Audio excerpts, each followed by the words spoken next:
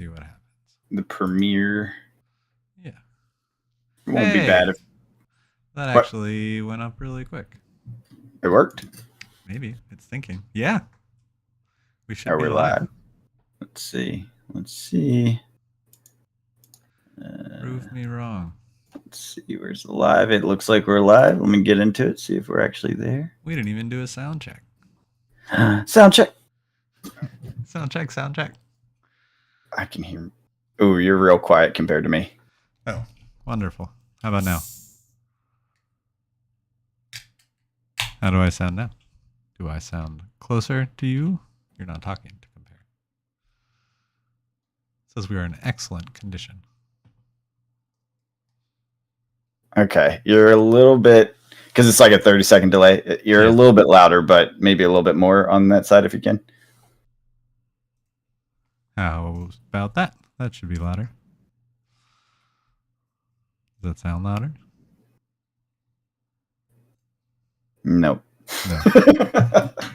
You're just quiet. Well, I will try and speak up. Yeah, I also have my volume pretty low, so I think everyone can hear. I'm just louder than you. Cool. Yes. Yeah, it's pretty good. Maybe turn me down. I can do that. Okay. Cool. Well, welcome to Tommy's Top Picks Weekly Roundup Podcast, episode 100. We're here. We're live. My goodness. It's happened. 5 minutes early. Yeah. 100 episodes. Yeah. We're early. One break in 2 years. Yeah. So last week. Yeah. Last week. In preparation of this, and also I felt like crap. I was really sick. Yeah. It's not fun. It was not fun. Cold. That cold is not Usually fun. I can push through it, but this time it was pretty rough. It wasn't COVID, but it was something. But we have a lot to talk about today. One of the things we're going to be talking about is a new show that I want to start doing here on the channel.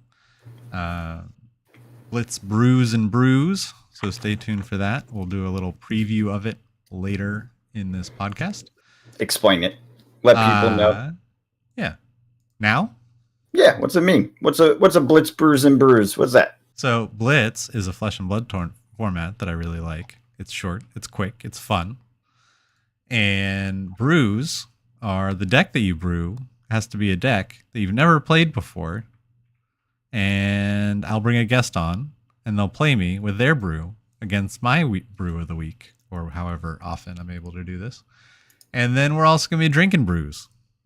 There you go. Sounds like a party. We could brew beer. We could brew coffee. It all depends on the time of the day. But figured it'd be fun. Get some people on. Show off some fun, goofy decks. And just a fun, casual way to enjoy Flesh and Blood without it having to be competitive. So enjoying the great game. Just having fun. It'll be more like a talk show, kind of like a conversational kind of thing with Blitz on in the background. I like it. Sounds fun. Yeah. We're going to be talking about some Flesh and Blood heavy hitter spoilers. Kano and Kasai going LL. And a question. Are hero mains a thing of the past? And will that convert into class mains? Question I thought would be interesting to answer with the new Living Legend speed of things. Then we're going to talk about a bunch of sorcery, because you've been playing a bunch of sorcery. Oh, yeah. And then PAX. You went to PAX. I missed it again. But you went. So we can talk about it. But yeah, we'll talk about it. And then we'll do a brews and brews. And answer some questions that we got. So if you have questions while we do the podcast, feel free to leave them in the chat. And we'll answer them maybe as we go if they're relevant to what we're talking about, or at the end if they aren't. Yeah, we'll try to keep it live as much as possible. It's a 30-second delay though, so do note if we ignore it, it's not because we're ignoring it, it's because we're much further along. Yes. So heavy hitter spoilers. Yeah. Not a bunch. Yeah. They look pretty cool. Yeah. So first one. Yeah, which one? I can pull them up here. We got Graven Call. which is an assassin weapon dagger because they needed more daggers. Once per turn action, cost 2, attack, go again, piercing 1, instant, destroy 2 silver you control, equip this with a +1 counter, activate this ability only while this is in your graveyard. What do you think?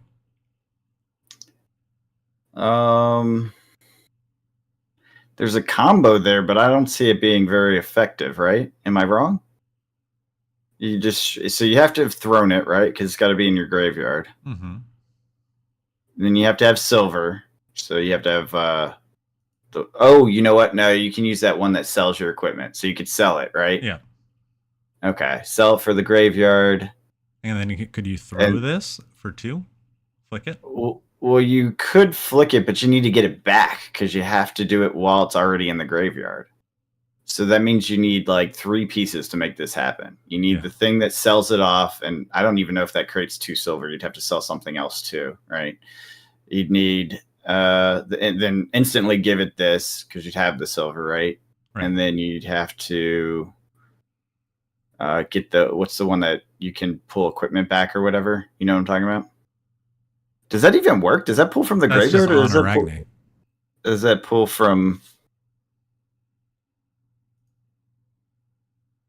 from your inventory? I thought. Does it pull from your graveyard? I don't know if that works. I don't know if this does anything.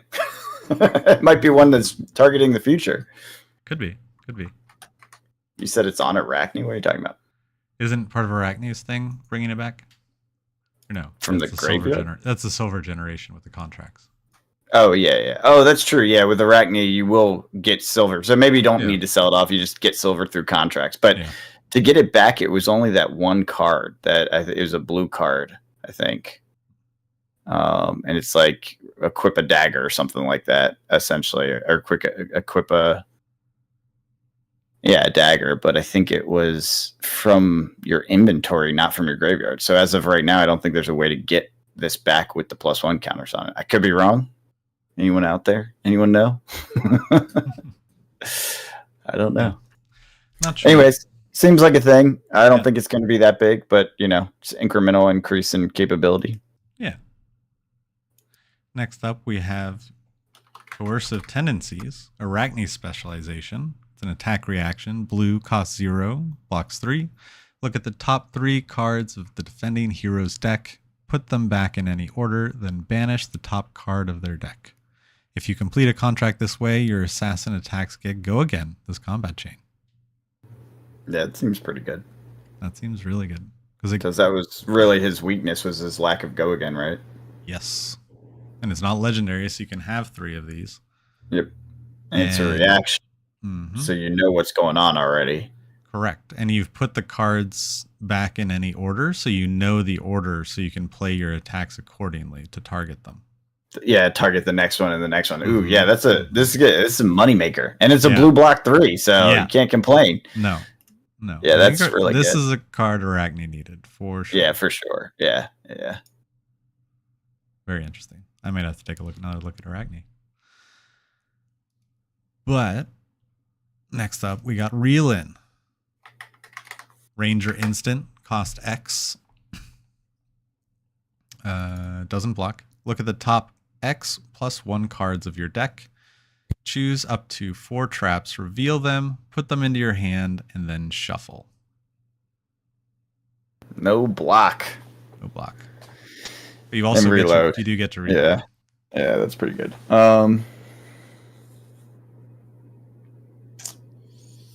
Choose up to 4 traps. Yeah. You pitch this and a blue, you can get 4 traps back in your hand.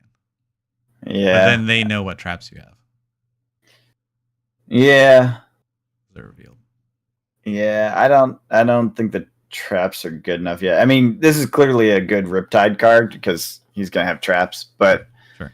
I just don't know that it's that good. I don't know. So that's they're gonna play around what you have. Yeah. It reloads at least. Yeah. But it doesn't block. The lack of block really hurts. Yeah, it does. Oh well. Maybe. Who knows? We'll see what heavy hitters reveals. Yeah. But all right. Well, moving on to the next one. Judge, Jury, Executioner. Legendary Azalea specialization. Cost 1, red, swings for 5, blocks 3. If this has an aim counter on it, it gets when this hits a hero, they discard all but 1 card from their hand. Yeah. Seems pretty nasty. Yeah, it is. This is your blocking, or you're just taking damage and discarding cards? Yeah, I mean, this is... I'm glad this is legendary. Yeah, I was going to say, it's a one of, so I'm not sure how impactful it will be, but it is... It's going to be in every Azalea deck, though. Of course, yeah. But, like, that's what... But being just one of, like, how often is this going to be a game changer? You know what I mean? Yeah. Is this a card you pitch deck? Yeah, maybe. Yeah, with a combo situation. Yeah. You fire some shots and get some reload somehow, and then come in as a second or third shot, so they're already weakened. That could be annoying.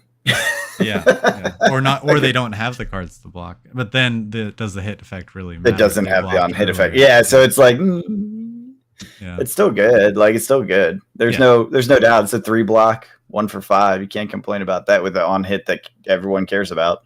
Right. No, exactly. So interesting. It's a funny one. Yeah, for sure. Yeah, heavy hitters. I mean, so these are the M's. These are probably the special slot. What do they call that? The new slot? Yeah, exactly. So these are to help, the heroes that need some help, which is good. Not necessarily on theme for what's going to be in the set. Because I'm thinking about, I'm like, it's just Rangers and Assassins. Is that heavy hitters, Rangers, and Assassins? I don't really think so. Good. So I could see this. That's the other thing. We you don't think know. About the pits and all that. That was all Rangers and Assassins down there. I could see them having kind of a death match sort of thing there. So maybe there's multiple areas that they're doing it in. Yeah. It's just called heavy hitters. It's not saying that it's necessarily only on that edge of the Savage Lands. The theme we saw so far has Savage Lands kind of art feel to it, but it doesn't have to be just there. It could just be like, maybe there's a whole bunch of these arenas all over the place. That's true. And so there might be a theme for one in the pits, which totally does make sense to be Assassins and Rangers, and then another one in the Savage Land. So I don't know. It depends on what they're introducing. Was it we have 6 heroes? They said for the set. Is that right? Yeah. And that includes the young, so 3 and 3 probably. That's what I'd assume. But it could be 6 young. I don't know. That's true. Yeah. If it's 6 young, then that actually would kind of make sense, because then you could have kind of like Assassin Ranger theme, and then like Savage Lands probably Brute. How you have the different. Yeah, exactly. That would be interesting, especially since it is a draftable, right? So, and with the new format, it might actually be better if there's 6 young. Have we seen an adult from the set yet? Kasai. Oh, yeah, that's right, Kasai. But that could be in an expansion slot too. Correct, because that probably it would be. It would be because she'd be a Majestic. Yeah, I don't know. We'll see. We'll have to see how it goes. And there's a Marvel one. Yeah, that is gorgeous. Yeah, I'm hyped. But we also must say farewell to our first Kasai, because she hit LL along with Kano. She did. Blitz. She did. It's happened. The day has come. Tommy is mournful. He's wearing a black veil right now. Damn, it'd be really sad. Like, I would be in a bad mood right now if the new Kasai hadn't been announced. Well, how do you think other people feel? Was it Viserai was the first to go? Yeah. Yep. Yeah. Yep. I know. No, I get it. I'm not saying I'm in the worst. I'm not saying I've been waiting the longest. And then what about Kano? Like, Kano's gone.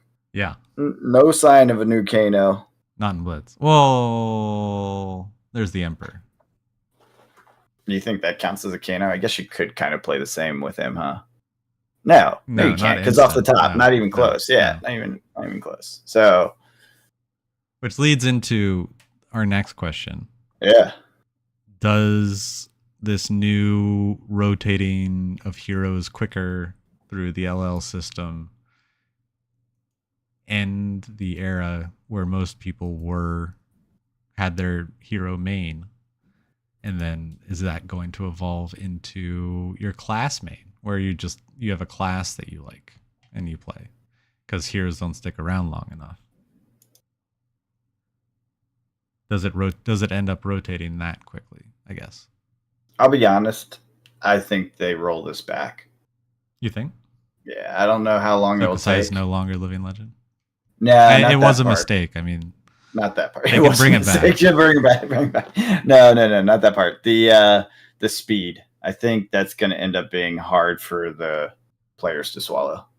Yeah. And so as a result, I think a year from now we hear them saying, "Okay, we hear you, and do less." Yeah. Because people are obsessed with their heroes, and not only absolutely. that, they've basically been trained to be dedicated, right? Because the way the game plays, more reps equals better play. You're going to do better if you just focus one hero. So, so this is kind of shaking that up a bit, and I don't think people are going to like it. It starts to feel like Magic's rotation, Yeah, which is why a lot of people really like about Flesh and Blood is that wasn't a thing. Yeah. So I don't know. I'm not sure what the plan is, and they have a reason, right? Oh, of They're course. thinking about it. There is probably related to issues with stale meta. It's probably related to a way to keep the meta moving so that it doesn't get stuck with like one hero, like the Lexi or whatever, whoever it is that. I think it's a situation is we can't have both. Well, agreed. And so how do you find that right balance? Is the balance more through? So is it? I guess what I'm being drawn by is I think there are multiple kinds of different people, obviously. But like I liked Kasai since I started playing, right? I didn't pick her because she was the best. I picked her. No, I did it. She was not the best. I know she wasn't at the time. I just really enjoyed the gameplay and I just stuck with her the entire time. But then, so I feel like I got my time playing her. You know what I mean?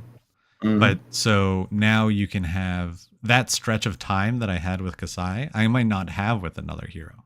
No, you know what I mean? That's what it looks like. Yeah, actually, that's what it looks like. You choose a low LL point hero, and theoretically, they can rotate out within a few months. Yeah. Yeah. Because they sped up the points. Mm-hmm. So it's the combination of the points and I guess the intention. So I don't know. We'll see. With the slot, they'll power them up faster. The points will make them go out faster. I don't know. We won't know until a year's out, and they're not going to be able to adjust for a year, even if it is bad. Yeah. I think everyone's got to give it a chance, see how it plays, and see what they can do and see what they like. But I know the biggest concern is people's pocketbooks and the worry about, I just spent all this money on a deck and now I have to put it aside. So they have to resolve that. You can keep the speed if you have an LL blitz format. If you have a way where everyone can just sit down and play their cards, and you don't care. Which actually might be fun. I don't know. Maybe that's a thing they introduce. Maybe they introduce the LL format to armories. Allow you to run LL armories. Yeah, something like that would do. Or exactly. That would be one way. Because then every shop has an opportunity to play with every card. You know what I mean? Yeah. You don't have to go to these big events. There's no feel bad there. Yeah. There's something's got to happen, but at the same time, you can't have the Starvo tournaments.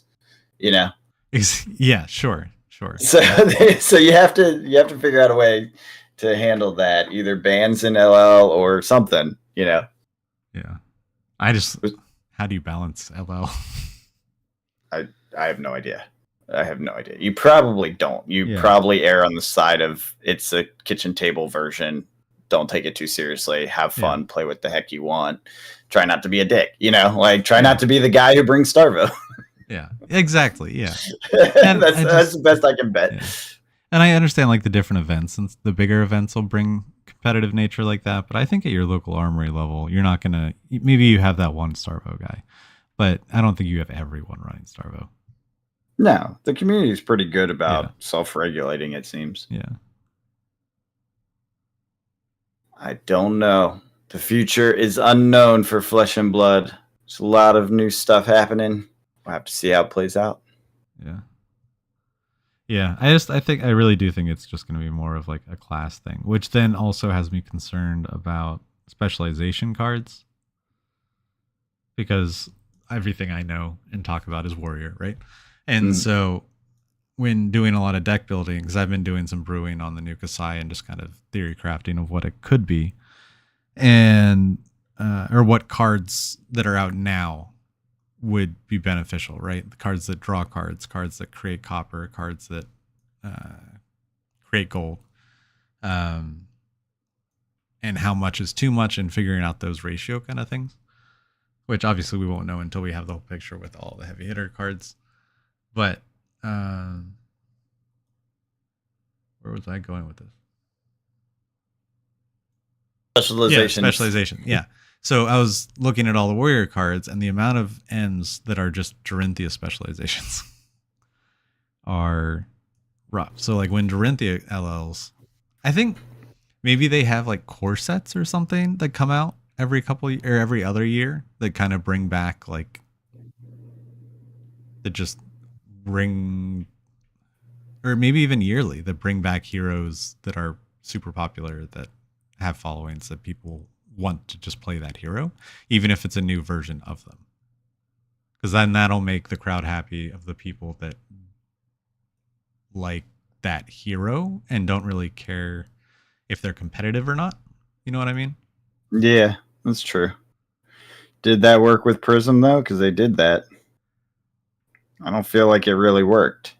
Now let's give it some those are the time. people that also want to be competitive.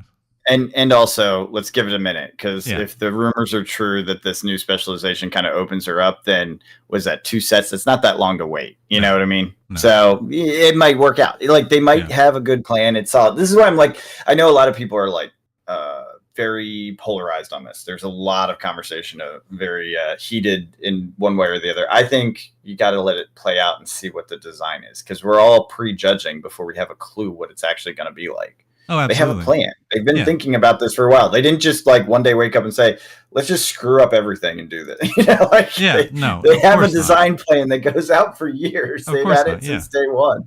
So let them do their design and see how it goes. And if it sucks, they have clearly shown that they're responsive, you know? Absolutely. So no, I think I have faith. I'm not worried about it. I'm curious. Like I'm curious how it plays out and what it is and what they're doing, but I'm not worried about it.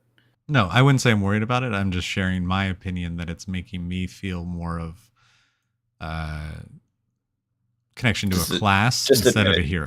You just hate Flesh and Blood now. That's not true at all. It's just switching mindset from I main Kasai. Oh, you know what's I main funny? Dorinthia. Oh, I main Warrior. Like that's now the. You know what I mean? That's the part that's funny, because you've always just mained Warrior. You're pretending it's a switch in mindset, but it's not really. You've been Kasai and Dorinthia for how long? No, but like they're both warriors. Yes, you've been a warrior main for a long time. That's not new. A couple months, yeah. What do you mean a couple months? Yeah, I've played a lot of heroes. It's true. But I feel like Dorinthia has been your bae since the very beginning. First one when I was playing Prism. No, when I was playing Prism, you were playing Dorinthia. Yeah, and then I switched off it because that matchup's bullshit. Right. And but then you had me go try every other class, and I did. You did. I'm not saying you don't try other classes. I still feel like Warrior has always been your home. Oh, absolutely. It's my comfort food that I come back to. But I've tried. I don't think there's a class I haven't tried or brought to at least an armory. You have definitely done Wizard. Did you ever do Wizard? Yeah, I brought Icelander to an armory once. Well, that must have hurt you. It was Blitz. It was fine. It was fine.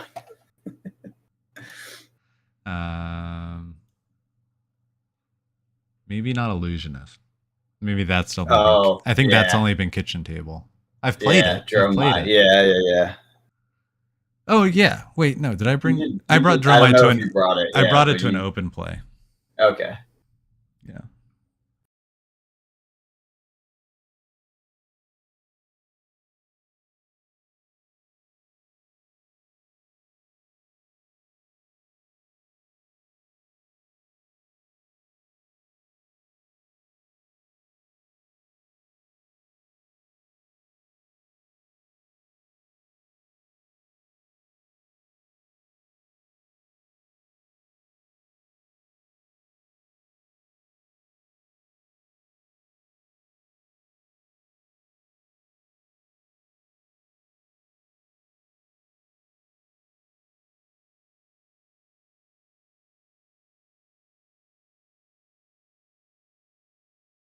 Switched.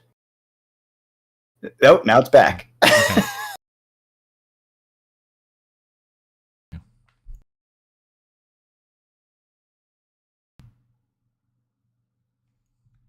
John.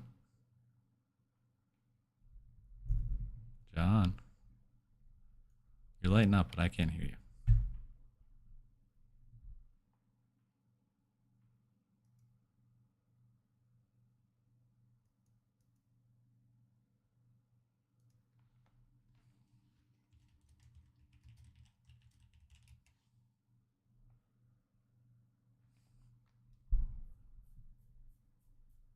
Something broke. Okay. Wonderful. What has broken? Can you hear me now? Yeah.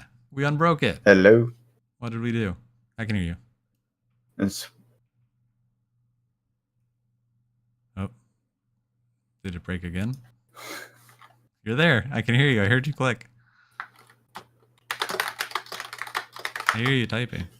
Oh, wonderful. I can only hear you when you talk through the episode. I can't hear you in my headset.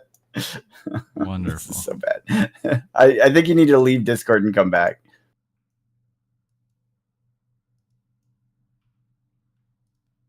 Can you hear me now? I can. Can you hear me? Yes. We're back. All right. Hey. Weird. You sounded like a tin can for a minute, and then all that's happened. Anyhow. Cool. Moving on. Where were we? About how bad Kasai was and how terrible warrior. Right. Yeah. No, we were talking about Prism and if you had tried Illusionist. Yes. Yeah. So formally, maybe not, but a little bit on open plays. Yeah. I don't know. Just found what I like. Stick with it. It's all good. What? It's not the only card game. It isn't. There's lots of games out there these days. No? Lots of fun ones. Like Sorcery that you've been playing a ton of. I have been playing a lot of it, only because our entire Flesh and Blood crew, well, not all of them, but a good chunk of them decided to pick up cards and play it, which was fun. So we had a little, it wasn't like a day, it was some couple hours or whatever. Yeah. We got together and played. It was 5 of us. 4 of us all brought like decks and was ready to play, kind of built it out. And this group has played lots of weird games, so it's not unusual for us to pick up a random game, play it a little bit, and then not play it again. Mm-hmm. But we spent somewhere between 2 and 3 hours playing. I got 5 or 6 rounds in, which is nice to be able to get that many in that quick a time. Nice. I was dominant. One of our players who was a bit salty at losing their first learning matches sort of thing really badly. Well, I guess they were salty that there were some mechanics that felt unfair, and I get that because he's a card gamer and he knows how mechanics can be overpowered. So he identified this one combo as, this is just nonsense, it's too powerful, and he built his deck trying to counteract it, I guess. And for this situation, when we got back together, he destroyed everyone. Nice. I don't even think he meant to do that. Like, he didn't build a meta deck or anything. Right. He did end up using the was it the Death Eater or whatever, the undead one that can bring things back, and that is considered like the top deck from the Worlds. But this is such a high variability game that I don't believe it. I don't think there's just a top deck. Like, if you played the same matchups like 100 times, I don't think you'd end up with the same results. Just because the randomness to it, and you don't get through your whole deck and all that. Right. So anyways, we played a bunch. I destroyed everyone except for him. It was quite fun. I did multiple matches against several people. So it was, we didn't do best of 3 because we didn't really have time for that, but we did multiple rematches. So people got a chance to try slightly different tactics, or, oh, now I see what you're doing. You know, I play Pathfinder, which basically moves around the board like Snake putting down lands. And then because it puts down lands so efficiently, it gets to big stuff faster, or not faster, but it has more likely chance to get to big stuff, because everyone else has to essentially tap to put land down, which slows them down for other things they could be doing. It's green land ramp. Yeah, exactly. Yeah, it's exactly green. Yes, exactly. Yep. So it ramps, and then you hit the big stuff, and that was a lot of fun. I enjoy it. It killed the battle mage, which wants to punch you with a bunch of artifacts, and it killed, I think it was the water deck that was the unfair bullshit deck, which was not. Turned out not to be, because everyone beat that deck during this get together. But the previous time, because he played before, like, it was just an advantage of knowing how to play. And there was kind of a painful combination that if you weren't ready for it, you're just kind of screwed. Yeah. But that's just learning the game, you know? Sure. Anyways, and then the big one was the Death Speaker, and we played twice, and I lost both times pretty handily. He played very, very well blocking my pathing, and the second time I pathed better, but he just overwhelmed me because I tried a different tact, and I think if we played a third time, I might beat him, but he got 2 out of the 3, so it was fine. But it was one of those things where he had too many minions, and I wasn't taking care of him because I was focusing elsewhere. And the first time I didn't realize he was going to stop my mana, which was the first person to do that the whole night. And then the second one was I didn't bother to stop his little guys, or I was more afraid of bringing back undead things because that's what he does. So, and that was a mistake. Don't leave guys on the board. You end up losing. You lose field advantage. So it was fun, though. It's just a goofy game. It's one of those, like, some of them are taking it pretty seriously because they're just competitive at heart. I definitely don't. So I bring some jank and weird stuff. My deck is pretty good just because I've played a lot, so I've had time to refine it. And now I have a new deck that is completely a mess. I know it will lose. Like, I know I need to refine it. I'm just not sure how. So I'm just going to play the pile and see what I like and what I don't like. Yeah, that's what's good about Sorcery. It's really such a flavor game. You just play. You're like, I want to be a electricity wizard. So you put all the lightning bolts in it, right? And stuff that supports that and works with that. And then you see how it goes, and you're like, oh shit, I can't handle X, Y, or Z. So I need to adjust, and do other things. And then because there's 4 or 5 of us that are doing this, it's fun because it's not just stuck with a one-on-one matchup where it's a slight ramping of power. Right. You kind of have to be flexible and able to do different things. There's a sideboard mechanic, and again, it's a best of 3 game. So, I don't know. I think it's fun. I enjoy it. They all had fun. I was like, when I left, I was grinning ear from ear, and I was like, oh, thanks guys. Cause we have like somebody choose a game. I chose this game.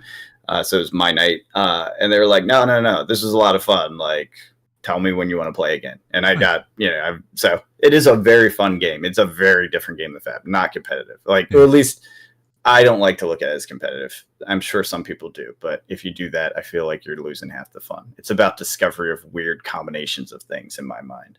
Yeah. It's a lot of fun. So, yep.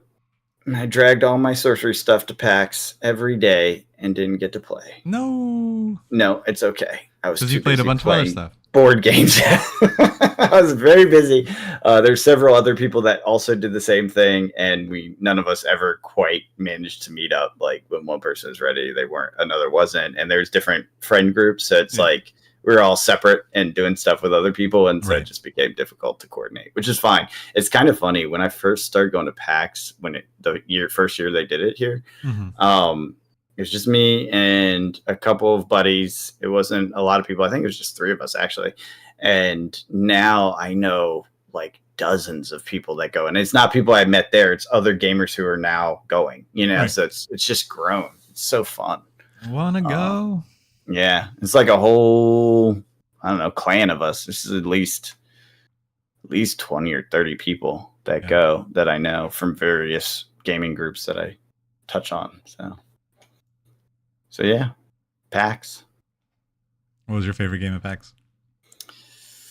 Ooh, I would say either Arc Nova. Mm-hmm. Oh, God, it's hard to say. All right, I'll tell you 3 favorites for 3 different reasons. Okay. Arc Nova was my favorite super crunchy game. It's like Terraforming Mars, which I don't know if you've played, but it's okay, yeah, it's like complex, and each card is individual, and you don't really know what's going to happen. You kind of have to react to what's there and build an engine and then make points, right? Yeah. This one's primarily about a conservationist zoo, so each person's trying to make a zoo and save animals and stuff. That's neat. And yeah, it's really fun and cute, and you're like, oh, that's my jaguar, get away from it, this sort of thing. Like everyone's trying to chase the different animals to get cooler stuff. It is very complex, so playing for the first time against people who had played it before, obviously I got my face crushed, but I don't really care. That wasn't the point, was to win, but the point was to make a cool zoo, and my zoo was by far the coolest, in my opinion, personally. Unbiased. I had a lot of predators. No one else did. I also had a scientist that gave me points for having predators, so that was pretty cool. So that was that. Arc Nova, I think it's called. Very fun. Definitely picking that one up. Second one that was fun in a let's compete and let's play with economics kind of game is Castles of the Mad King von Ludwig or something like that. Okay. You build a castle. There's an economic structure. Each turn, one person is the king or whatever, and they get to switch around which rooms you're allowed to build. So there's like 5 slots for rooms, and they get refreshed every time people take them. Yeah. And you get to switch them around, and depending on where they are, they either cost more or less. So ideally, you're looking at everyone else's castle as they're building. You're seeing what synergies they want to build towards, and you're fucking them over. But because you want to take all their money away from them so that they can't do as much things. So you pull in all the money, and then you now have a war chest, and then you can build your castle. So it's like one of those give and take games, round robin sort of thing. And it has economics in it, which I love that sort of stuff. Very fun, very challenging, lots of ways to explore. And apparently there's a bunch of add-ons, which we did not play with, but that one's exciting and fun as a let's compete economics system sort of thing.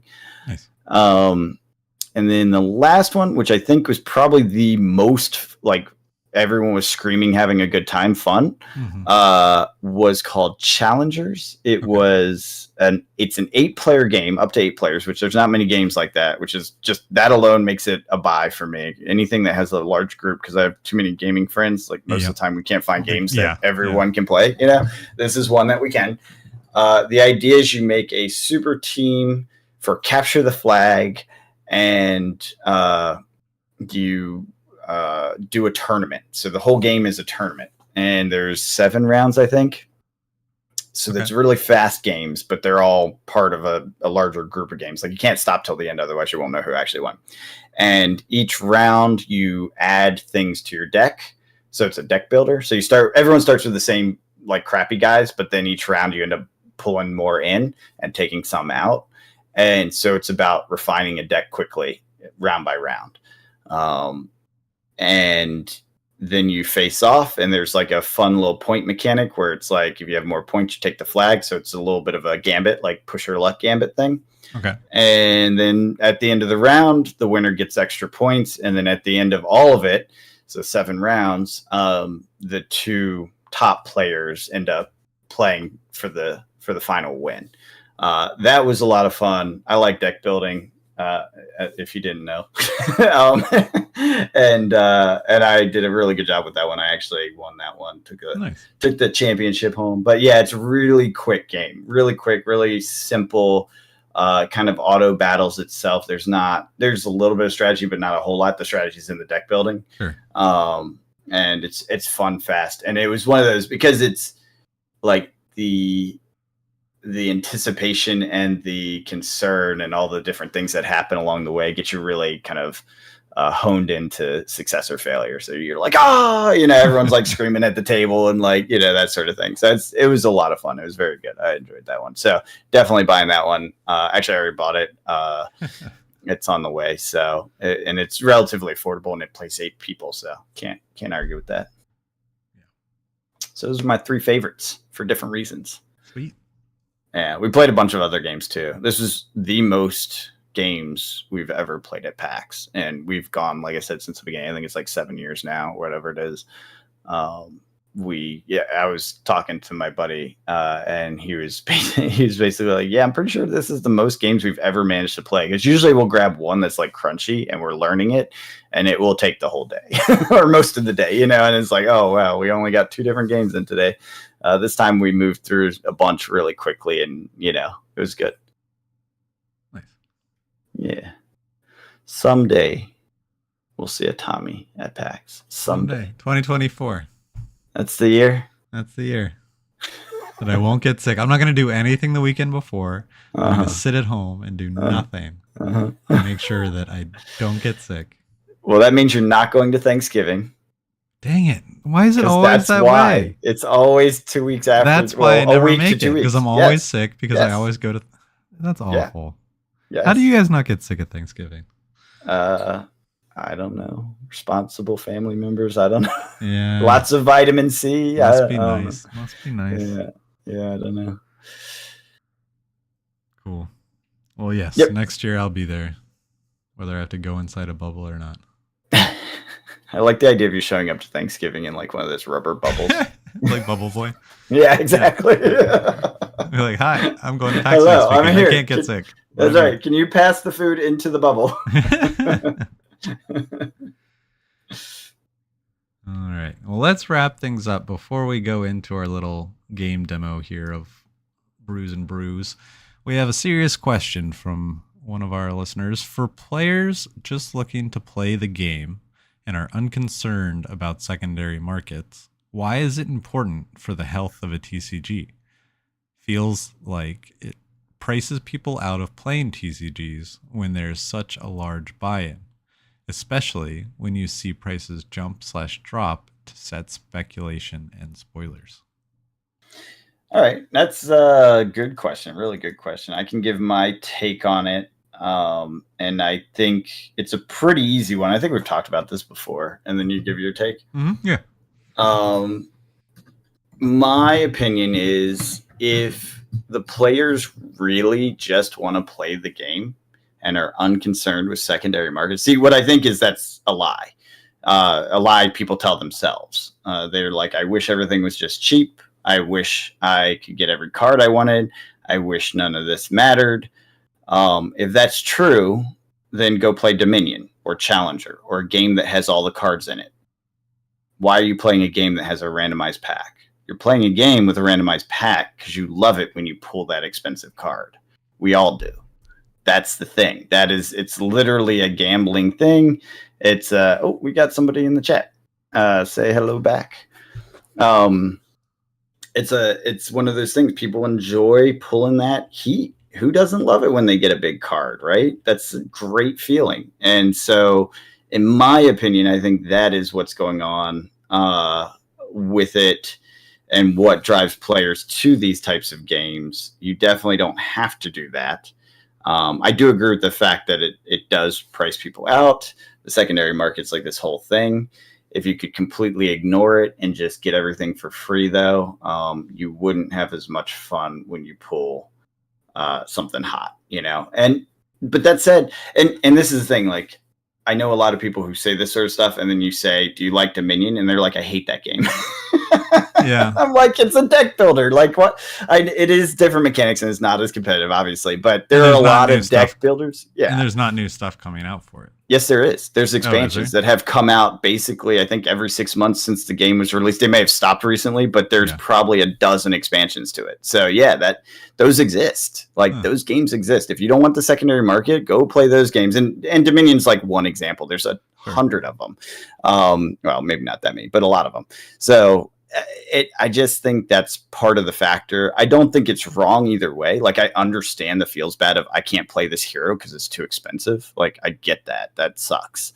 And so I think publishers have to balance the two. That's the only way, right? They have to come up with a way. Like, I think LSS does a good job, like history packs and things like that, to help bring prices down, make the pieces accessible, and that sort of thing.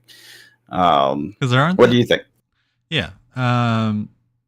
So I guess I wanted to have a couple follow-up questions because I think it depends on a couple things. So it starts with, for players who are just looking to play the game, what level are you looking to play the game?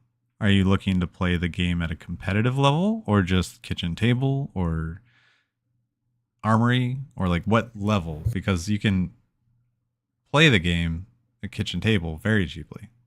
You can get blitz decks. You can get just a couple packs or a box and make 2 decks. You know what I mean? Like, absolutely. Buy a box of heavy hitters. I'm sure you can make the Guardian, the Warrior, and Brute decks, right? Or WTR, same thing. Yep. And that would not be that expensive. But if you are just looking to play the game at a competitive level, I can see that being different and being, obviously it's more expensive, because then if you're not sticking on a deck, and then we go back to that thing of the whole Living Legend thing of where I think competitive is going to get more expensive. Staying competitive. 100%. Yeah. Because you're going to be switching decks faster now. Yeah. But I also think it's an important part of the game because it keeps, like, if the cards weren't worth anything, stores wouldn't be able to sell as many boxes. And then if stores aren't able to sell as many boxes, they won't have as much interest in the game. And then you don't have a place to play the game that's not at a kitchen table. So also just having the cards have value helps keep it in stores. In your local game store. Yeah, I think it's a factor for the stores. In fact, if we take a step back, Magic singles. Yeah. Yeah. If you take a step back and look at the whole economics of it all, that gambling, the fact that it's a lottery ticket, each pack is basically a lottery ticket, is what drives volume. Because I'll tell you, Dominion or any of their add-ons or whatever does not sell off the shelf like a new box of a new set of a new TCG, right? Right. Because there are people that are willing to pay a premium to have those cards as soon as possible. Exactly. One of those people being me. Yeah. When it's a randomized thing, there becomes the bell curve. Yeah, exactly. When you re-release Kasai, I'm willing to pay that premium to get the cards quicker. And that means extra boxes get bought. Yep. That means extra volume. And on the way the economics of a LGS works, it requires volume. It requires throughput of capital. I don't know if anyone out there watches, things like Louis from was a table TCG or any of those people. They talk about the key thing is the amount of stuff they sell through. Right. The margins tend to be pretty bad, so they have to sell a lot to get a better base cost, which increases their margins, allows them to keep operating. And there's this whole hamster wheel of it, right? So you buy more, but then you need more shelf space. So then you get a bigger shop. Then you need to buy more. And it's like this whole thing. But I think the gambling component of it actually increases that substantially compared to a typical game store that just sells board games, Sure. So that's my thoughts. It does have its downsides. It definitely does. Like 1-800-GAMBLER is a thing for a reason. Right? Yeah, for sure. Yeah, cardboard crack. It's not a joke. It is a joke. Some people it is a joke, but it's real. Yeah, exactly. There are people that spend way too much money more than they should, or more than I don't know anything about that. I don't know what you're talking about. So, and it's, I don't know, it's just one of those things that comes with the territory of TCGs. Yeah. Like It's that's what part of the keeps game. them around. It does. But out of all the games, I do think Flesh and Blood, like, opposed to, if you start looking at the top like 4, 5, 6 position deck, not the top 3, but like 4, 5, 6, they're probably due up to hit that top level soon. But the prices to build those decks is way cheaper than it is to build that top 1, 2, 3 deck. Yeah. So there are ways to do it consciously, price consciously, and still be very competitive. Just part of that edge is going to have to be, and I think Flesh and Blood allows for this, in that you have your class mastery and you have more reps on your class and your hero, and that will give you an advantage that someone who just is meta hopping to the next deck, you're going to have an advantage over them. So like, I would much rather play a deck that I'm really comfortable on, that's maybe 4, 5, 6 in the meta, than jump to every, like, that's just who I am. I would rather be in that position and maybe not place, but it's fine. And then, but be competitive, get some wins. Then hop to the top deck and try and learn it. Cause I also don't have time to get those reps in on every hero, that with how fast this is going to change. So yeah, that's going to make it really interesting. It will definitely change going back to that just really quick, the concept of the same names always at the top, right? Because there's no way they'll all be able to stay on top of a shifting meta that shifts as fast as it sounds like it's going to. Yeah. So anyways, it's a good question. Yeah. Thank you. Yeah. Appreciate that. Yeah. But also when it comes to prices jumping and dropping off with set speculation and stuff, I think that's all just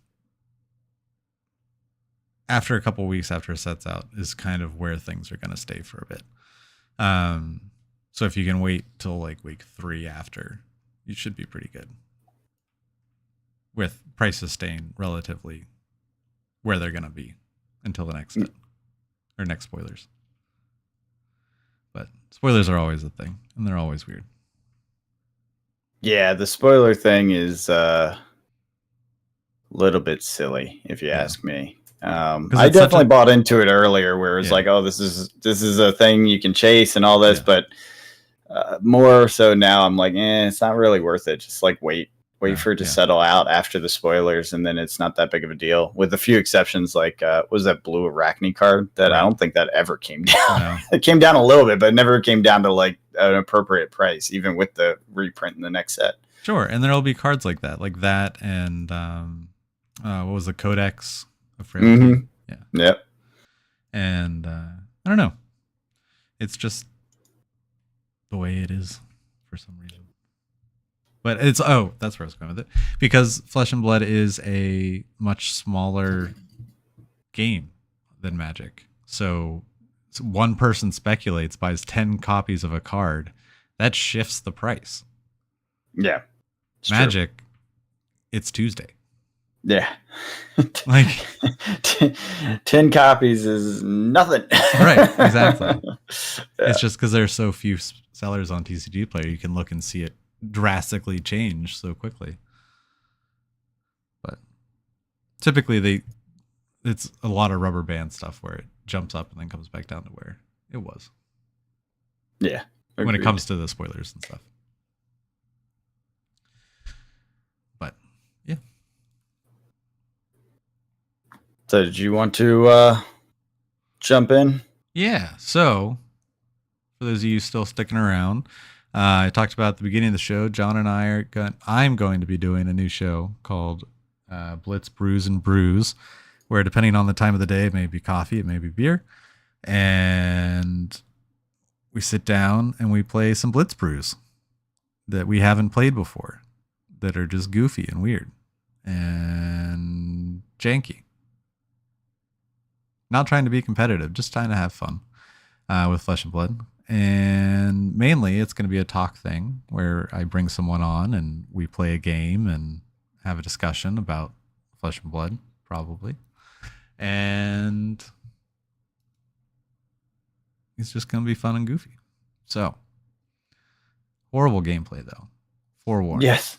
The decks you don't know, right? Came out of nowhere. Let's see if we can get this up, and then I'll switch us over. Hey. Okay. Yeah, I did that. There we go. Cool.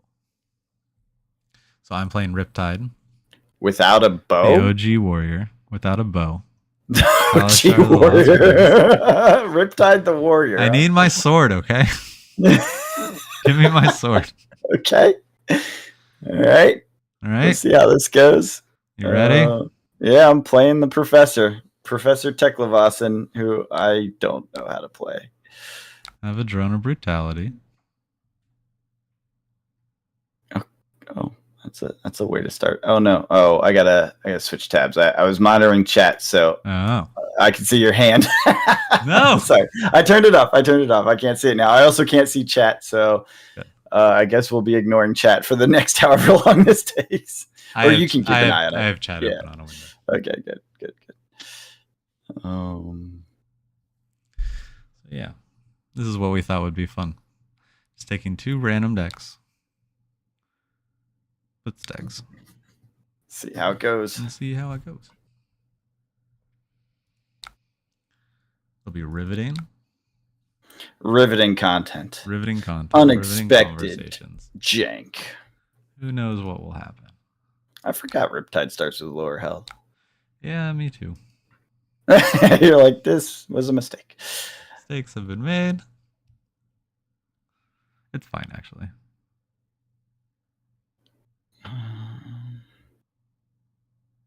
This. Oh, wait. Let's see. I can do both. Let's do this. Pay with this. Boost. Coming swinging.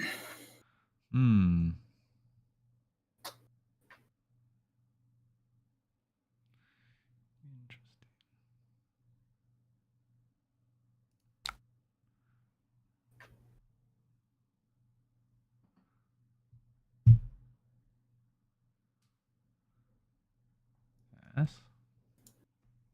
I like the updates to Talashar's UI. They did a good job with it. Yeah. Yeah, I like that they're always... The permanents are better, and the ability to move the chain around a little bit. Oh, did you trap me? Oh, because it has go again? It has go again. That's rude. Oh, and you oasis me. Yep. And I'm lower health, so I gain a health. Yes, you do.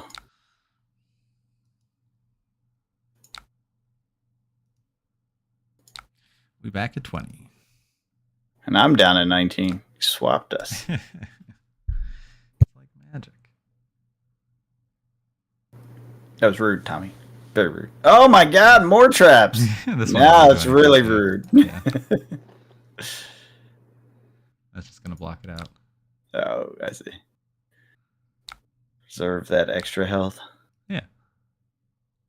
All right, now I just need to put some legs on. Oops, I forgot to do the thing on the legs first. I'm not good at this deck. It's cool, though. There's a lot of stuff you start with, like all these resources, the Steam counters and everything. It's pretty neat. It's just they all do different things. So I got to remember what they do. I think that one gave me a free go again an action point or whatever that I missed. So is your entire game plan to just block? Maybe. Is that what's happening? I mean, I do damage by blocking, right? You do. You definitely do.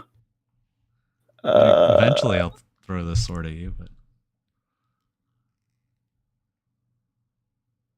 Oh, man. Whatever. Well, this is terrible, but I guess I'll throw it at you. Let's do this first.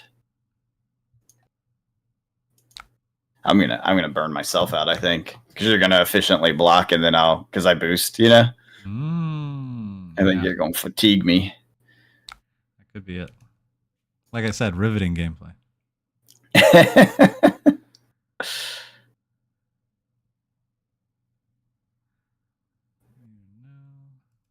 not going to do anything.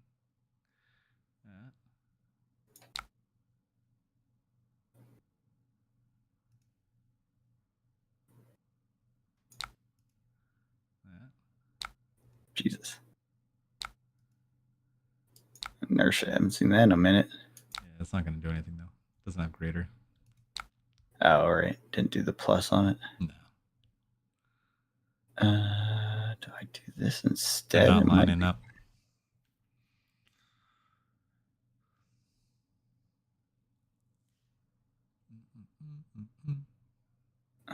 No, I do this.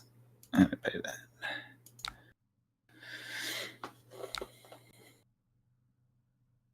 I'm very good at this game, as you can tell. Mm-hmm.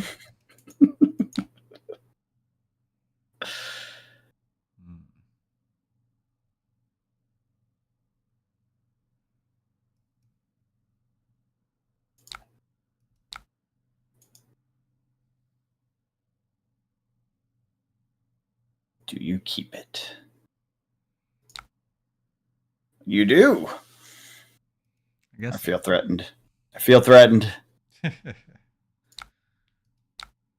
Wow, this really is like every defense reaction, isn't it? It really is. There are some non-things.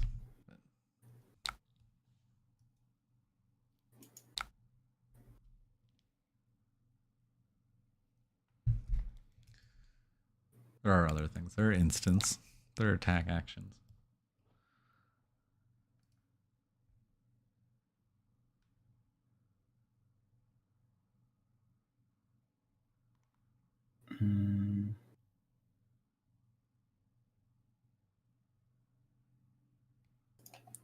Yeah.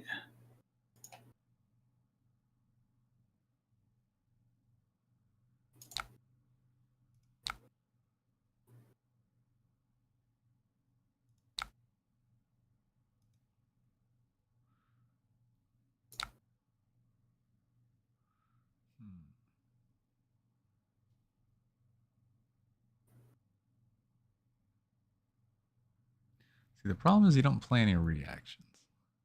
No. Yeah, and that's a big one.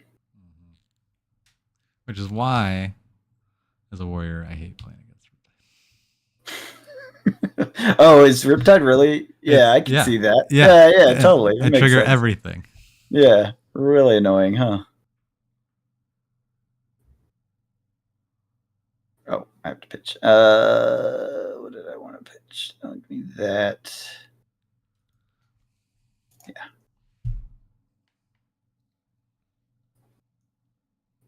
Sorry. Okay. Feels like there's more passes than there used to be. Or maybe it's just because you're doing all the reactions. I think so. That's probably what it is. Oh my god.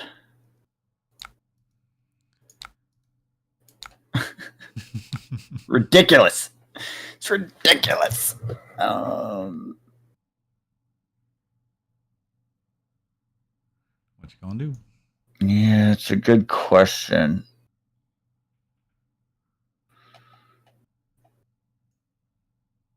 Yeah, I think I'll do that and say no. Because I'm going to fatigue myself if I'm not careful here.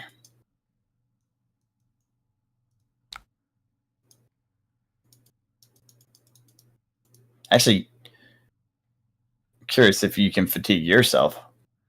That's a little true bit too. Because you burn through a lot of those, right? Yeah. That's one of Riptide's weaknesses, isn't it? Yeah. We chose terrible decks for the first. We did.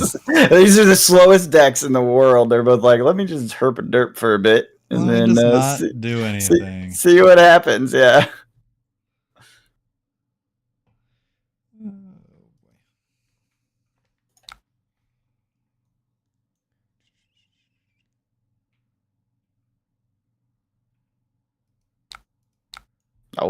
Oh, here it comes. Swinging for 4. Swinging for 4.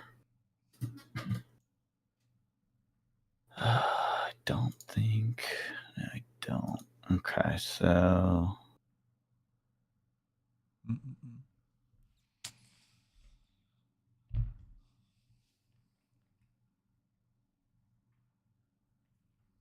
Oh, oops.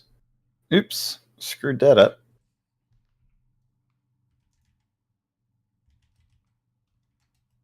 Okay.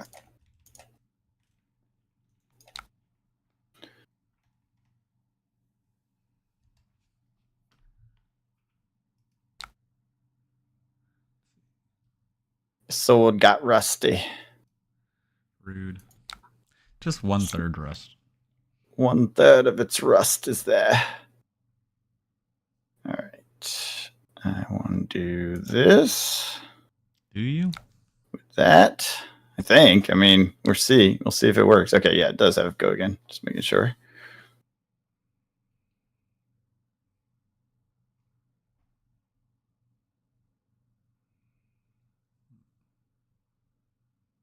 Oh, that's interesting and weird.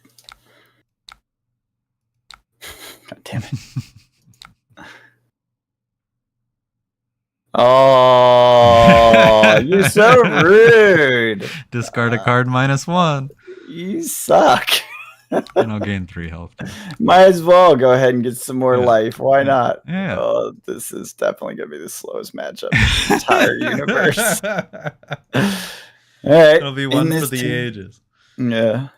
Talking about quick, fast blitz. You're gonna murder me like one track point at a time. It's gonna be sad. It's definitely gonna be sad. All right, what are we doing here?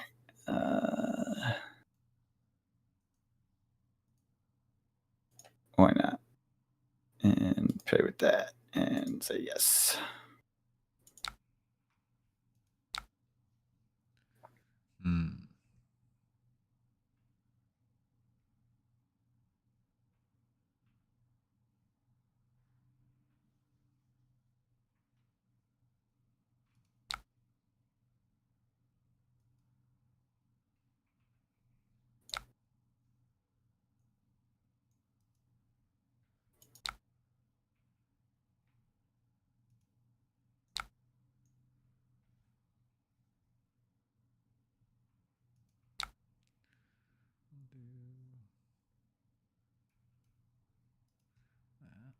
Are you really gonna let me leak it damage?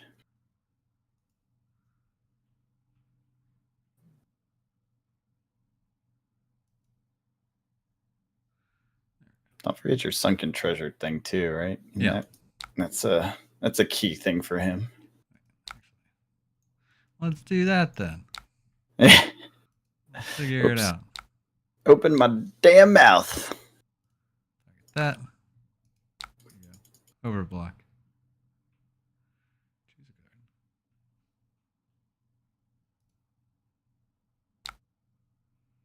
Wait, hold on. Choose that.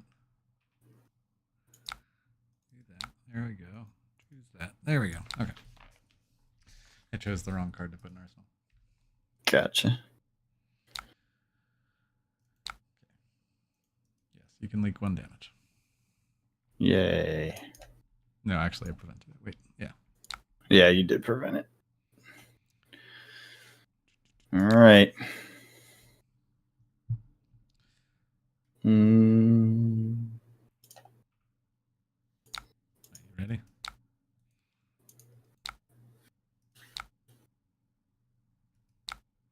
There we go. 8. Oh man. For 8. With the gloves. You can take me down to 10. Well, it does speed things up. I'll give it that. If you want to take 8. See what I have. I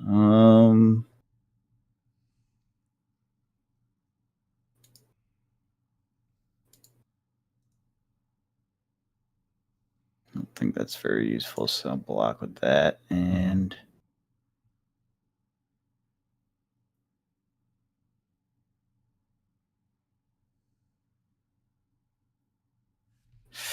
it's hard to decide. I think that's that. I think just that. Let's just take the 5. Let's see what happens. Then you take 5. 15. Pass. Okay.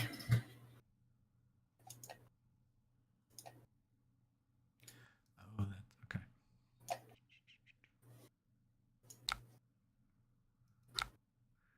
6A. Mm-hmm.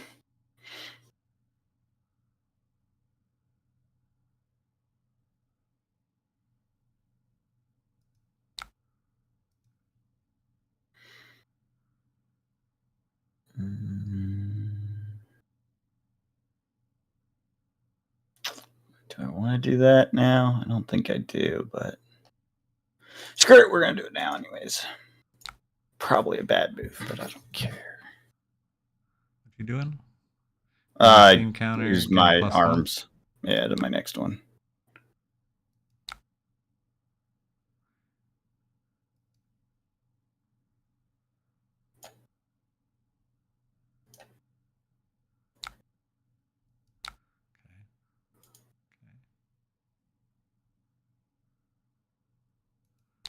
Didn't block anything. That's really scary.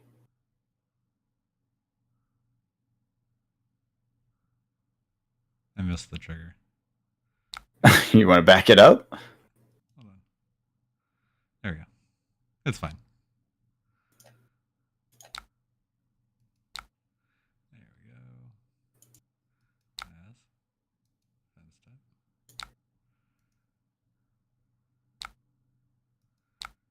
Load. There we go.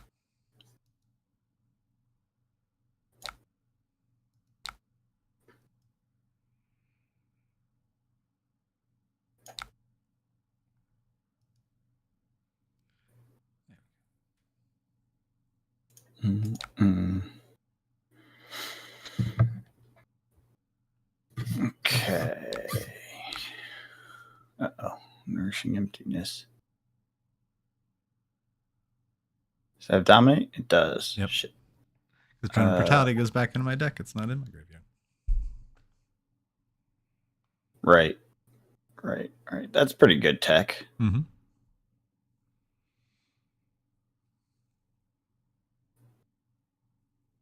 I mean, you got your Evos. I do. That's why I was trying to figure out the best way to handle that. Yeah, I think that's what I end up doing.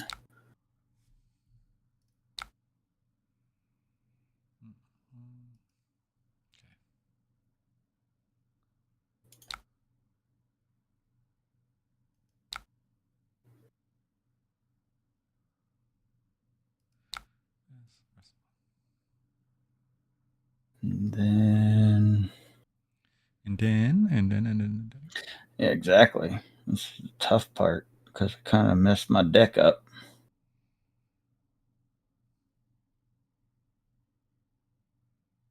Pretty low. Shoot. All right. I guess that's exactly what we'll do. We'll shoot.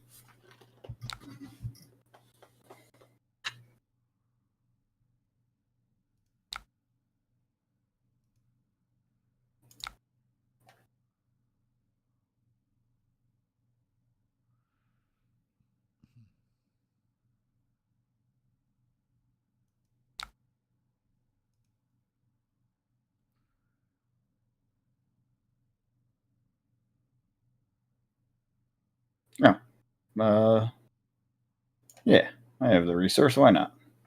That was really dumb. I had it floating.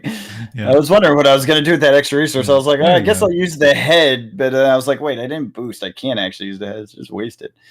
Only pro gameplay here.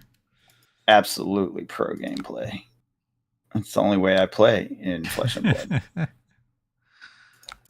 Clearly. Voltron. You're almost there. Yeah, I know. I'm like so close.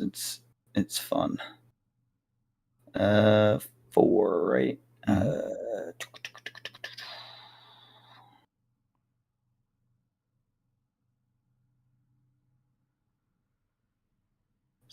That doesn't go again now. Shoot. Shoot. I guess just this.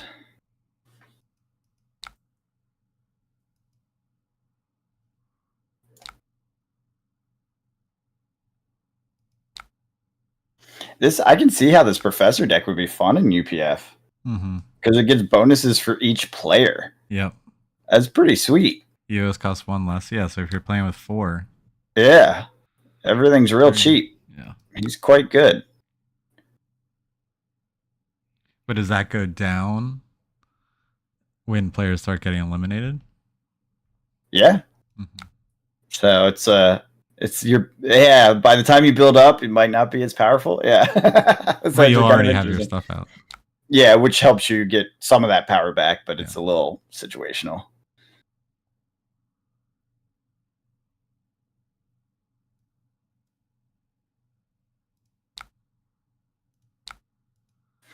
There we go.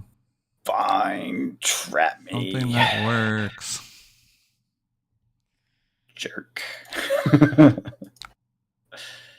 Oh, what? Okay. 6. What? Yeah, I don't know why I didn't have to pay for that. I thought it was going to cost 1. You didn't? Maybe I had one it's floating. an Evo upgrade? Yeah, but it's 1 Evos less for each Evo. I have 3, so it would be 1 cost, I thought. But maybe I had one floating. I don't know. I might have. Because I think I did. Because the gun costs 1 less. I plan to shoot it and pay 3 because I'm bad at math. I'm not good at this game, especially with changing costs of things. Yeah.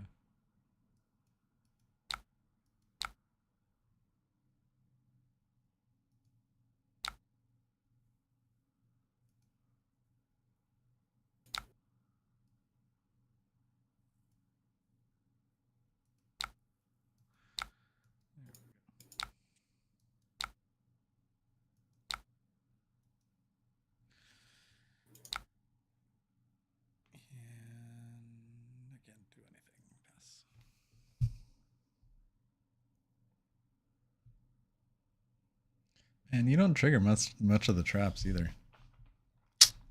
Good. Interesting.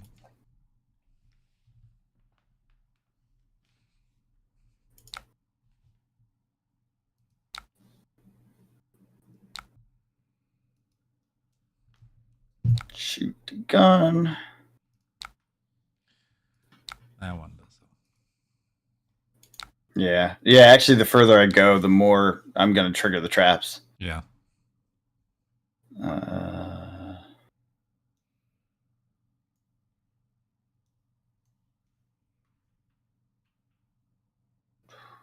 I guess I do this. Yes.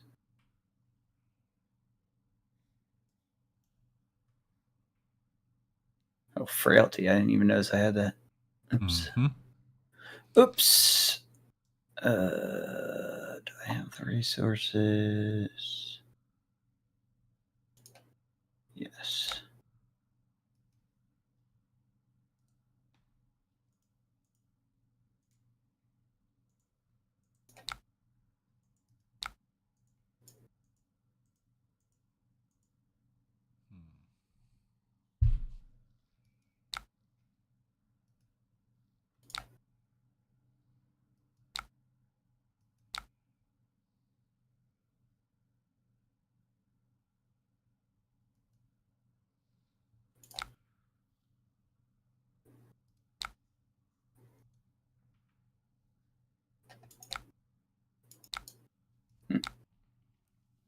Nope. I get it for free. I don't know why it was free. Oh, did I have resources floating? Did you?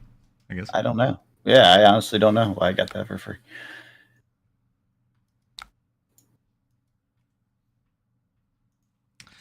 Don't know.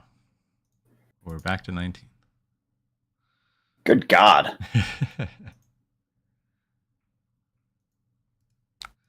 Absurd. Absurd. Farewell, sweet prince. That's the 3rd rust counter.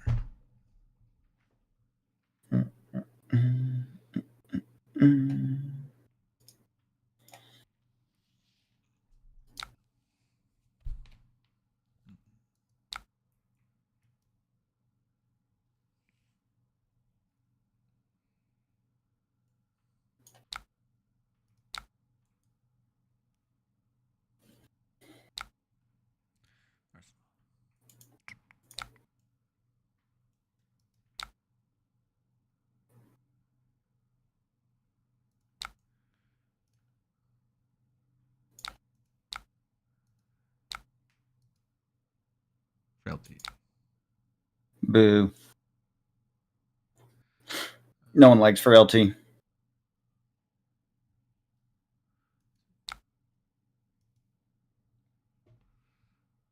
I think I do that.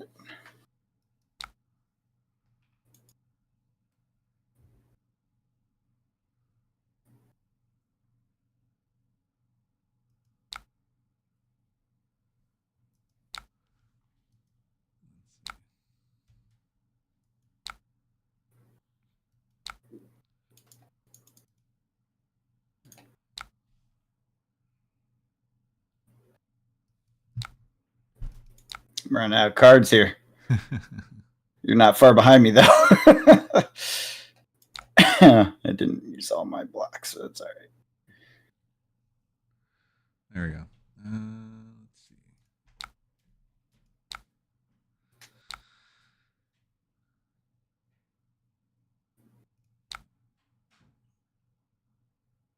There we go.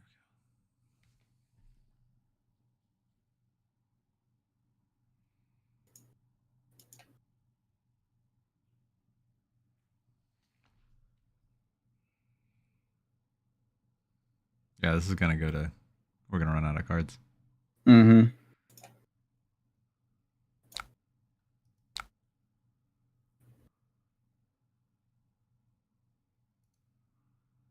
Okay.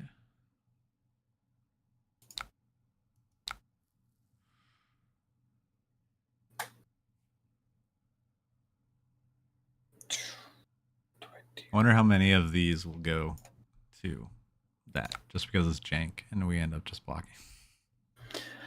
Yeah. Well, these are definitely blocky decks too, so yeah. I don't think all of them. There's a lot of faster decks that are just all swing, no block, especially in Blitz, aren't there? Yeah.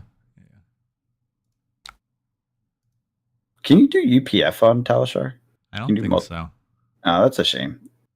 Would be fun though. We could do it with webcams. True. Or maybe TTS. Yeah, that should have a way to do it. Yeah, that'd be fun.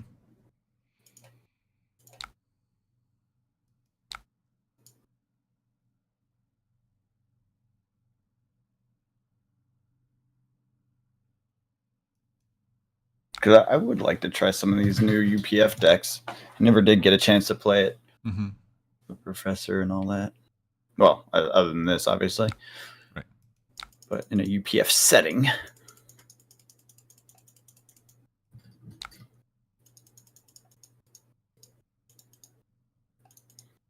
I'm doing very well. I don't know if you can tell. Yeah, absolutely. Crushing it. You need me to back it up? Yeah. More. It's not letting me do it either. All right, it's fine. It's fine. I'll take 6 damage. Cool. Get good. Now I'm stuck, I think.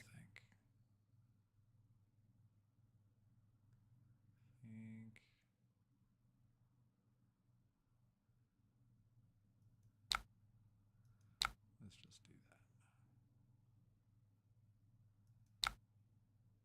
There we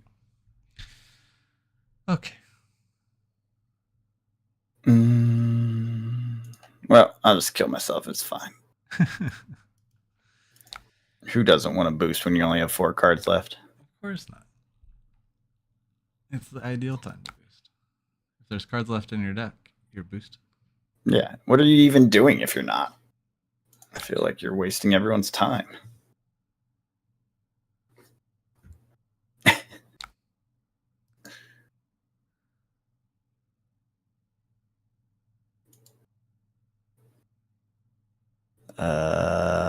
What does this do? Hit effects don't trigger this chain link unless you pay 1. I don't have hit effects, I don't think. Then don't pay the 1. Yeah. I was like, I'm not paying that. That tax is nonsense. Oh, I just looked at the chat real quick. Devin is on his Zamboni listening to us. Shout out. Sorry, we're not as riveting as we could be because we're trying to play a game that's a visual thing. So This is gonna be riveting on a Zamboni. I know, right? Where We'll you're do our not able best. to watch it, probably. Yeah, Just listening to two fools try and make these decks trying to figure out decks they don't know. Trying to finish this game. Yeah, we can't even narrate it because they're like, I don't know what's coming. I don't know what's happening here. 9 for real. That's what happens when you transform. Professor Techno Vossen Evo Super Scatter Shot Matrix Techloscope Rapid Fire. That's what he is. It's official.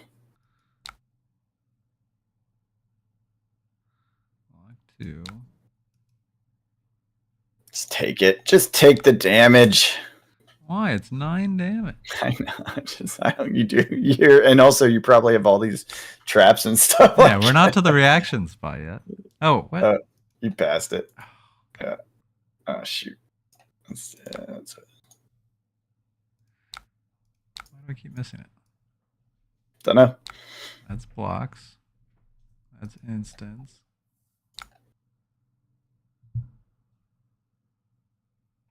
Now. Yeah. This is a reactions. Why can't I play my reactions? Don't know.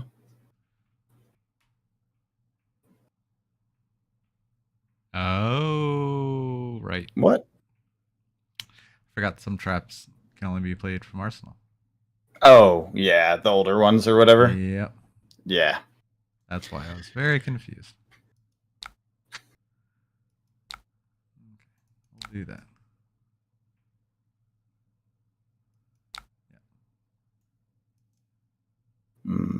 That card is bullshit, but okay.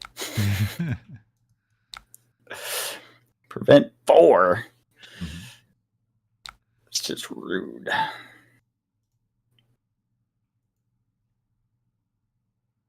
All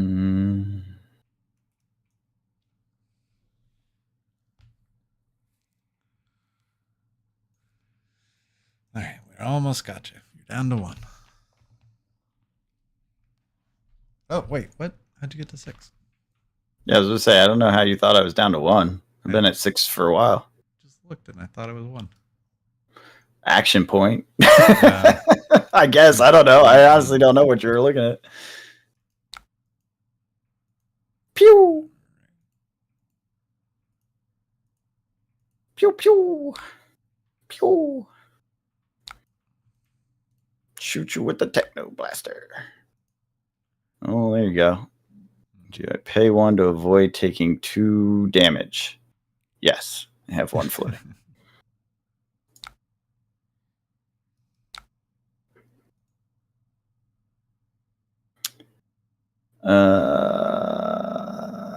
What do I do here? Pass. What do I Arsenal? Sure.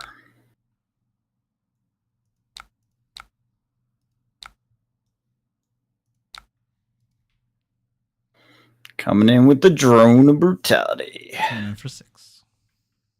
That card can go away. I don't need that one.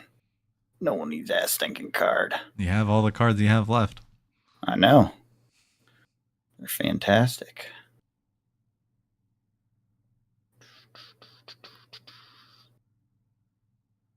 I guess I'll take the rest.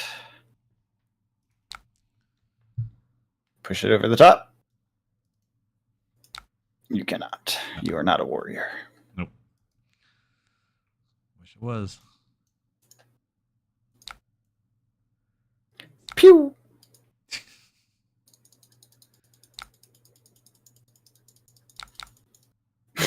This is definitely the most boring game I've ever played. Yep.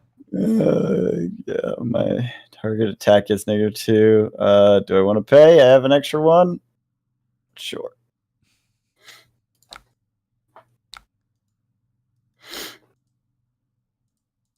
You're gonna kill me with a trap. Yep.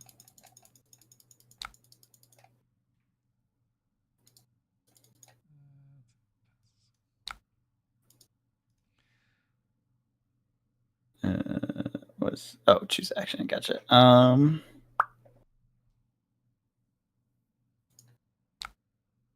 Turn. Yeah.